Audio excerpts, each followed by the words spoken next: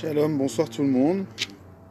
Donc on va continuer le troisième conte de Rabbi Nachman. Donc c'est le conte de l'infirme. On va rappeler un petit peu ce qui s'est passé dans le début de l'histoire. Donc on a un enfant qui est infirme, qui est né d'un père sage, qui lui a recommandé de toujours arroser des arbres. Il a dit ça à tous ses enfants: vaquez à vos occupations, mais si vous pouvez arroser des arbres, faites de ça votre parnassa, c'est bien. Il s'ensuit que finalement il a un fils infirme. Ce fils infirme décide de rassembler les sous qu'il avait et de partir faire du commerce. Il tombe sur des brigands et il se retrouve dans une situation difficile. Après ça, alors il avait fini un petit peu tous ses vivres. Du coup, il s'est retrouvé à manger de l'herbe. Et en mangeant de l'herbe, une fois, il a trouvé comme ça un trésor, un rubis, un diamant, une pierre précieuse, dont une face l'a amené dans un endroit où le soleil et la lune parlaient, comme ça entre eux. Et toute la discussion, il faut revoir l'épisode précédent, mais au final, il a ramassé la poussière. Il a ramassé la poussière qu'il avait trouvée sur les chemins. Je rappelle, ça parlait des chemins, de la poussière qu'il a pris des chemins, et que grâce à ça, il a pu guérir des jambes de son infirmité, et il a pu même retrouver les brigands et finalement s'en sortir de manière incroyable. Et là maintenant, il tourne le joyau et il arrive dans un autre endroit. Donc on rappelle que le soleil disait à la lune, la lune disait au soleil qu'il y avait des myriades et des montagnes, et que sur les montagnes, tout autour des montagnes, c'était l'endroit où vivaient les démons. Et du coup maintenant, c'est là-bas qu'il veut se rendre. Parce que, par curiosité, il voulait savoir, qu'il a entendu tout ça de la discussion du soleil et de la lune. Voilà, ça c'était pour faire le point. Et on continue. Donc du coup, il décida de se rendre là-bas. Il arriva là-bas et quand même, il s'est tenu à distance. Donc il voulait pas trop s'approcher. Et il les vit de loin, il vit que le représentant... qu'il y avait un représentant sur le trône. Donc il y a un roi, le roi des démons. Aucun homme né d'une mère peut s'asseoir dessus.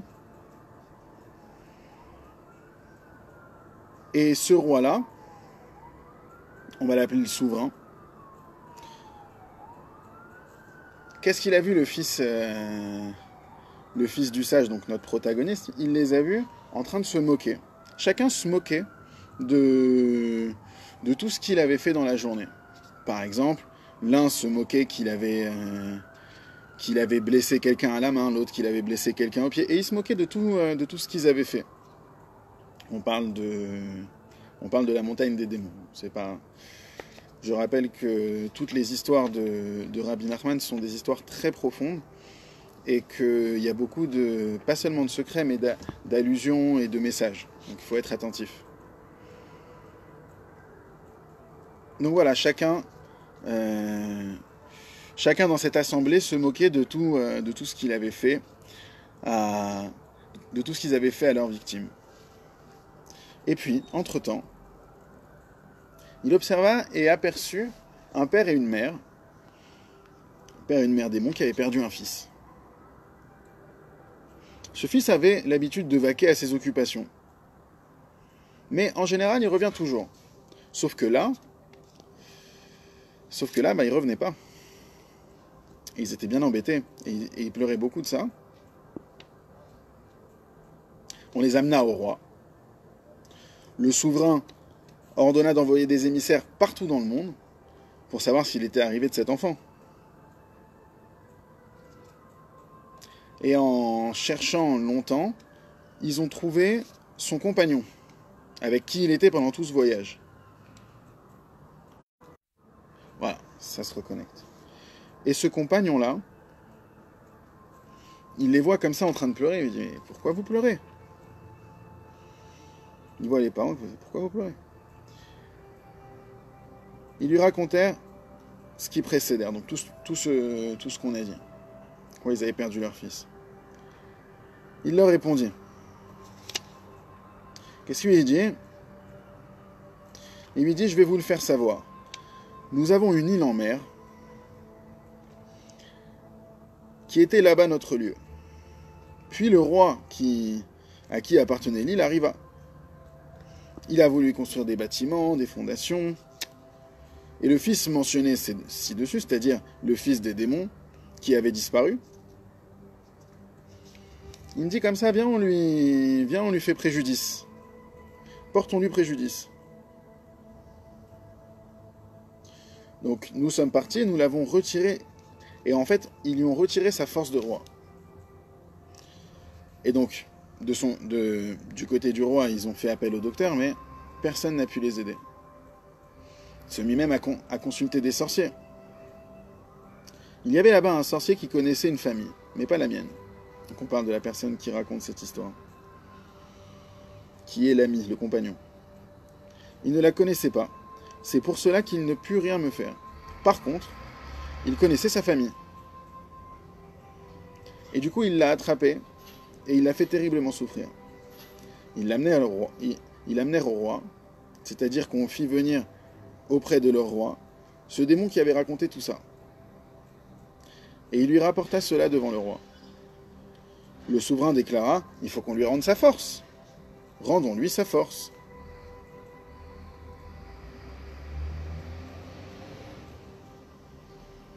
Et donc, maintenant il prit la parole et il déclara, il y en avait un parmi nous qui n'avait pas de force et on lui a donné la force. Le monarque affirma qu'on lui reprenne la force et qu'on la rende au roi, qu'on lui remette sa force parce qu'il a besoin d'avoir de la force, mon fils. On répondit au roi qu'il était devenu un nuage. Le roi dit qu'on appelle le nuage et qu'on le fasse venir ici. Il y a des fois comme ça dans les histoires de Rabbi Nachman où on ne voit pas. On voit pas ce qu'il va nous dire. On espère qu'on arrivera à comprendre tout ça. C'est pas donné à tout le monde. Et tout celui qui a plus de contenu sur la profondeur de ces histoires, faut pas qu'il hésite en fait. Parce que c'est des histoires magnifiques. Le roi dit qu'on appelle le nuage et qu'on le fasse venir ici. Ils envoyèrent un émissaire.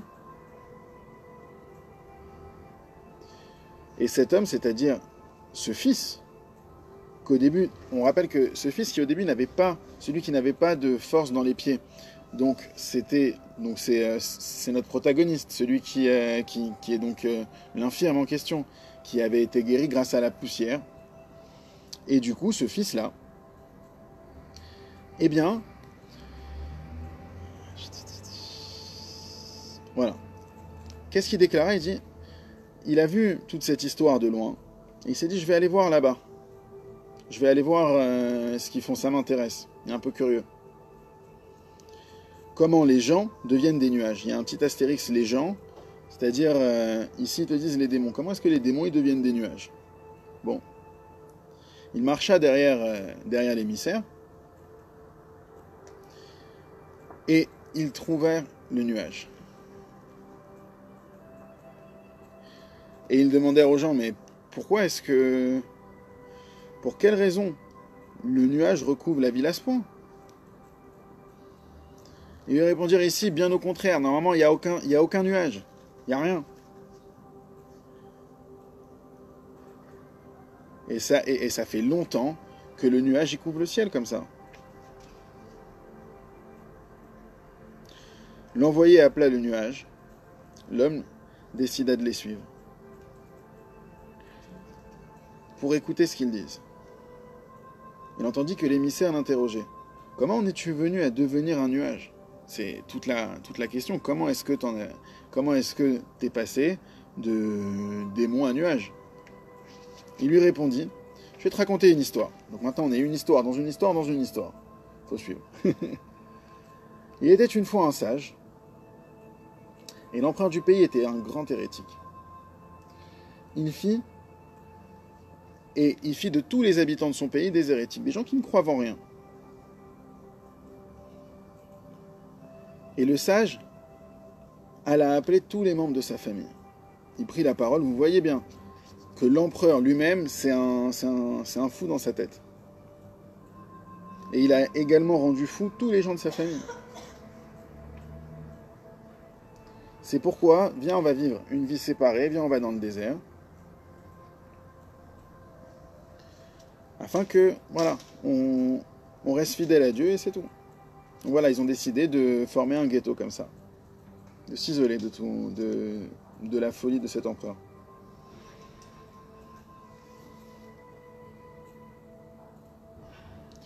Le sage prononça un nom, c'est-à-dire qu'il mentionna un certain nom qui figure parmi les noms, et il les amena dans le désert.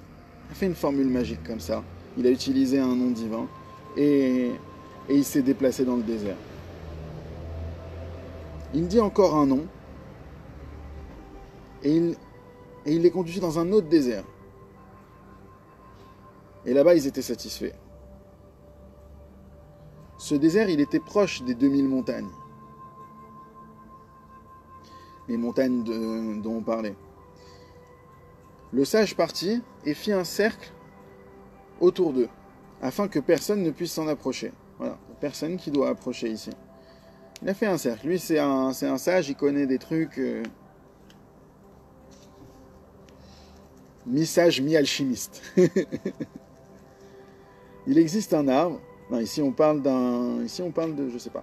Ici on parle d'un tzaddik, on parle de quelqu'un qui, c'est un sage. Quand Rabbi Nachman il dit un sage, ça veut dire qu'il a toutes les connaissances. Et il existe un arbre. Et si jamais cet arbre il était arrosé, il ne resterait rien de nous, les démons. On rappelle l'arbre que le soleil, c'était l'arbre que le soleil, dont le soleil tapait avec ses rayons, et il s'en voulait beaucoup parce qu'il disait que cet arbre, finalement, c'était l'arbre qui alimentait toutes les poussières, et notamment aussi la poussière des démons. Il lui demanda pourquoi se tiennent-ils jour et nuit. Il veut dire maintenant, il dit mais attends, je vois dans ton organisation, tu as des démons qui creusent jour et nuit pour pas que l'eau arrive sur cet arbre. Car on a dit, si jamais cet arbre il était arrosé, alors les démons disparaîtraient. Il lui répondit, non, t'as pas compris. On n'a pas besoin d'autant de gens pour faire ça, mais il existe parmi nous des gens un peu bavards, tu vois. Et des gens qui s'en vont faire des querelles entre un roi d'ici et un roi de là-bas. Ils organisent dans les oreilles de chacun pour que, finalement, il y ait des guerres qui se montent et il y ait des carnages. Et c'est à cause de ça que la guerre, elle arrive. Donc ici, il apparente un petit peu les démons comme à des voix qui viennent comme ça derrière les rois et les monarques pour les inciter à prendre des décisions. Finalement, quand ils s'attaquent, ils s'attaquent physiquement. Enfin, de toute façon, on peut pas vraiment savoir. C'est caché cette histoire, mais ici, on voit que c'est plus apparenté à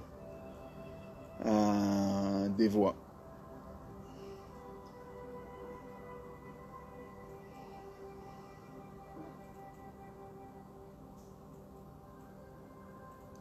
Et pareil, entre eux, ils continuent de se moquer. Chacun se moque de comment est-ce qu'il en est venu à mutiler telle personne ou à blesser une autre personne.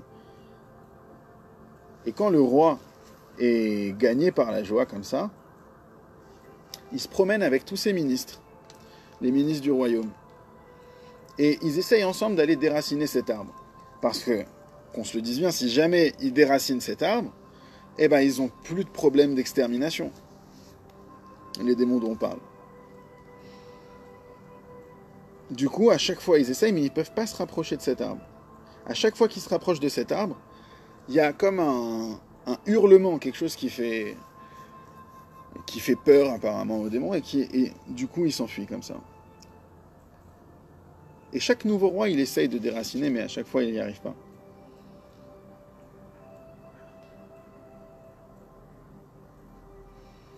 Et donc notre roi en question, quand il arriva... J'en suis au moins 2 secondes. Voilà, donc ils se remplissent de courage, ils essaient de déraciner l'arbre, mais en vain.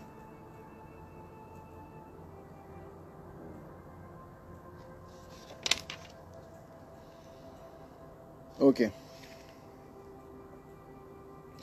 Il remarqua que autour de l'arbre campaient des hommes. Des hommes. Donc apparemment, eux peuvent rentrer là-bas. Et du coup, le roi des démons, il a tenté de s'approcher comme ça. Et le vieillard leur dit non, non, non, non. On va dire le doyen des hommes qui étaient proches de l'arbre, il dit non, non, n'ayez pas peur, vous inquiétez pas. Il nous fera rien. Genre maison, on est à côté de l'arbre. Et donc, le roi essaye de s'approcher, mais il peut pas. Le souverain essaie de s'approcher, mais il n'y arrive pas. Et il se retrouve à demander la permission à ce vieillard de bien vouloir rentrer dans son cercle. Ici, c'est le sage dont on parlait en question. Laisse-moi rentrer dans ton cercle, je peux pas rentrer. Il lui dit, écoute, puisque tu me le demandes, je vais te laisser rentrer. Mais ne viens pas tout seul, tu es un roi, et du coup, en tant que roi, tu ne peux pas venir sans escorte. Donc, ramène quelqu'un avec toi. Ils se permettent de rentrer dans le cercle. Apparemment, en présence du sage, du vieillard, ici comme il dit, eh ben, le démon, il n'a pas de problème. Il lui dit, mais tu ne me redoutes pas? T'as pas peur de moi? Le roi lui dit quoi? T'as pas peur? Je suis le roi des démons. Tu sais qui je suis, moi? Il commença à s'étirer et il devint gigantesque. Là, pour le coup, il faisait peur. Il menaça de l'avaler. Et le vieillard répliqua malgré tout, mais tu sais, j'ai vraiment pas peur de toi. Par contre, moi, je peux faire en sorte que toi, t'aies peur de moi. Il s'en alla prier un peu. Un nuage et une grande nuée apparurent. Il y a eu un grand coup de tonnerre comme ça, un coup de tonnerre fracassant, et tous les ministres du royaume qui l'accompagnèrent ont été tués. Il ne resta que le roi et celui qui les accompagnait là-bas. C'est-à-dire le roi et son bras droit. Le reste, ciao. Le roi a compris que c'était pas un homme quelconque, c'était plus qu'un sage, un savant de tout. Il dit, puisque tu es un tel homme, je vais te donner un livre. Et dans ce livre, il y a marqué toutes les familles des démons. Il existe en effet des Baalé Shemot, ce qu'on appelle littéralement des détenteurs du nom,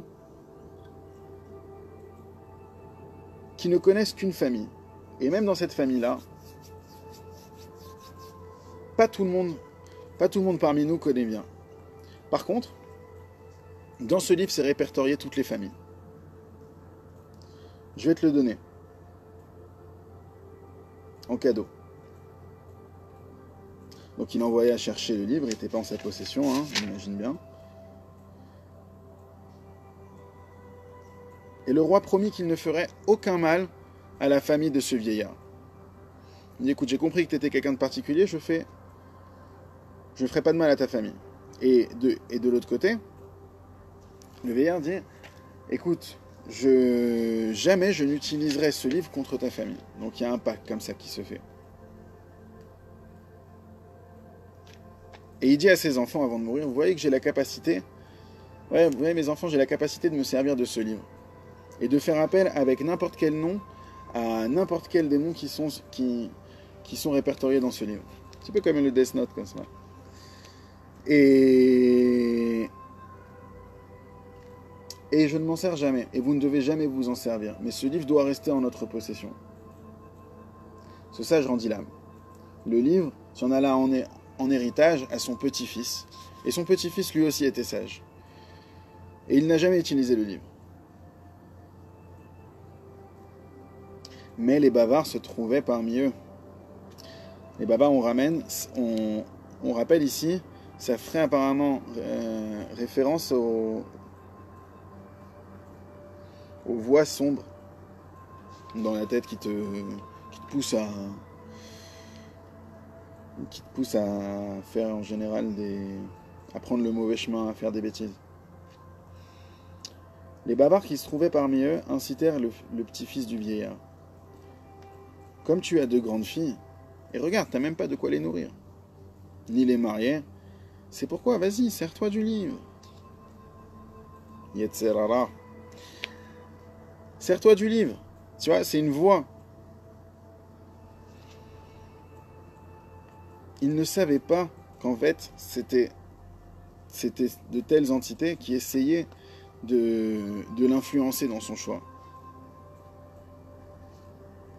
Il partit sur la tombe de son grand-père et lui demanda « Écoute, tu as laissé en testament pour moi le fait de jamais faire usage de ce livre. Voilà, maintenant, je ressens dans mon cœur que mon cœur m'incite à l'utiliser. » C'est intéressant, faire attention à ce qui vient forcément. Faire attention à ce qui vient du cœur. Entre le cœur et la tête, on dit toujours vaut mieux avoir la tête froide. Il faut des fois réfléchir avec le cœur, c'est important, mais l'intellect, il faut toujours se demander si entre 2 choix, si l'un fait plaisir. Si on a 2 choix comme ça, il faut faire attention. Faire attention à... Très souvent, on prend plus le choix qui nous fait plaisir plutôt que le choix qu'il faudrait. C'est ce que nous dit ici Rabbeinu, dans un sens très simple.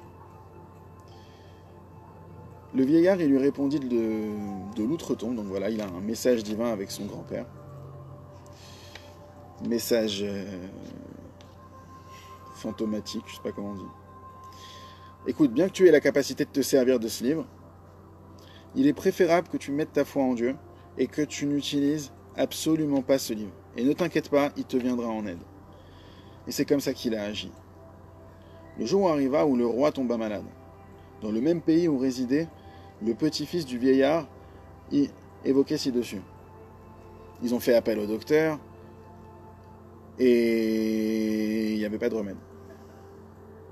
En raison de la grande chaleur qu'il y avait dans le pays, toutes les médications, elles étaient sans effet.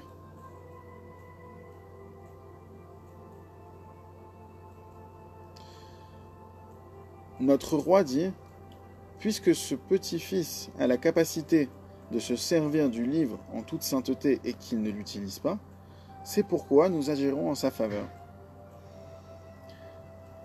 Il m'ordonna de devenir là-bas un nuage, afin que le roi obtienne la guérison, à partir des médicaments qu'il avait déjà pris, et des remèdes qu'il prendra encore. Donc il s'est transformé en nuage pour guérir le fils du roi.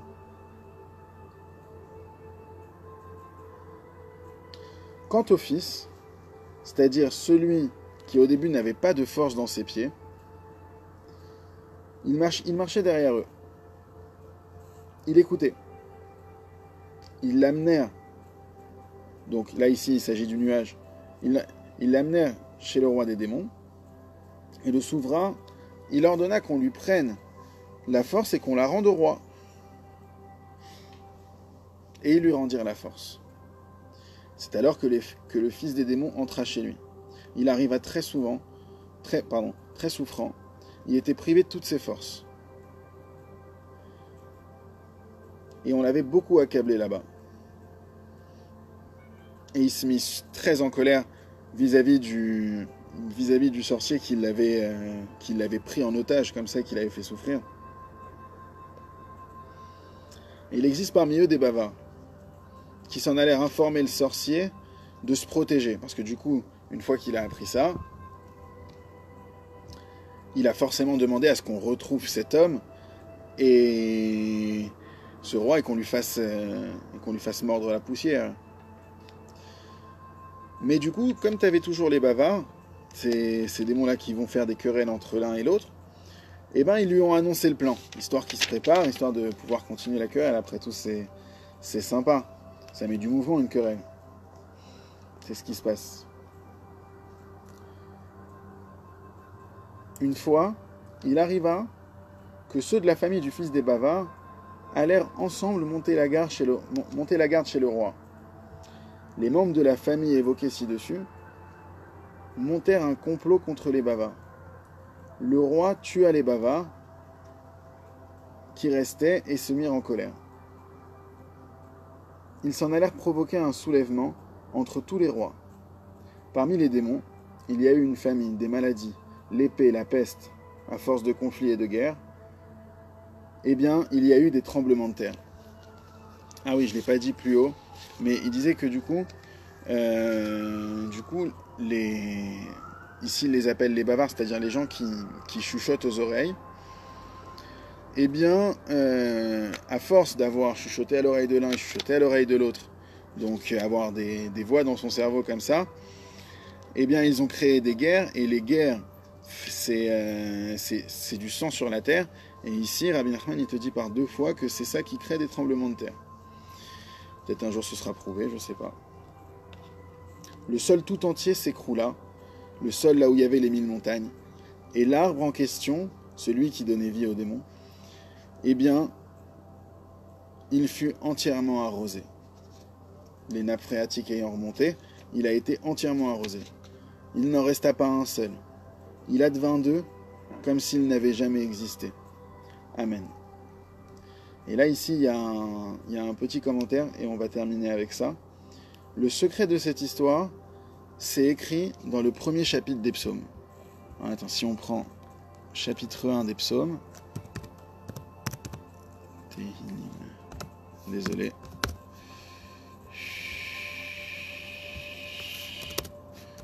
Donc vous pouvez prendre, c'est dans le premier Teilim. Le tout premier, si vous avez un livre de Teilim, vous ouvrez. Et voilà, ça fait Ashreaish, Asher lo halach ba'atzad reshaim, uvderer. Chataim lo amad, uvmoshev letzim lo yavesh. Le secret de cette histoire est inscrit donc dans ce Teilim-là, avec celui qui commence donc par Ashreaish, le premier Teilim. Le chemin des méchants, le chemin des tzadikim, c'est une partie du psaume. Et il te dit en fait que c'est le chemin dans lequel il y a la poussière qu'on répand. La poussière, on a dit, c'est la force d'attraction. C'est apparenté à la terre, c'est une forme d'attraction. C'était ce qu'on avait vu dans le début du conte. Il sera comme un arbre planté auprès des cours d'eau. Il donnera son fruit en son temps, son feuillage. Et tout ce qui fera réussira. Ça, c'est le pasuk Gimel du Teilim. Et ici, il s'agit de l'arbre précité dans l'histoire, à propos duquel tout son fruit, ses feuilles, absolument tout était bénéfique dans cet arbre. Recherche, et tu trouveras encore d'autres allusions. Ici, il te dit qu'il y a énormément d'allusions dans cette histoire, et que si on retrace l'histoire, et qu'on la lit, et qu'on la relit, et qu'on s'informe, alors il y a des secrets à trouver qui sont absolument extraordinaires. Dans la suite du Teilim, il y a heureux l'homme qui n'a pas marché sur la voie des impies. C'est en hébreu.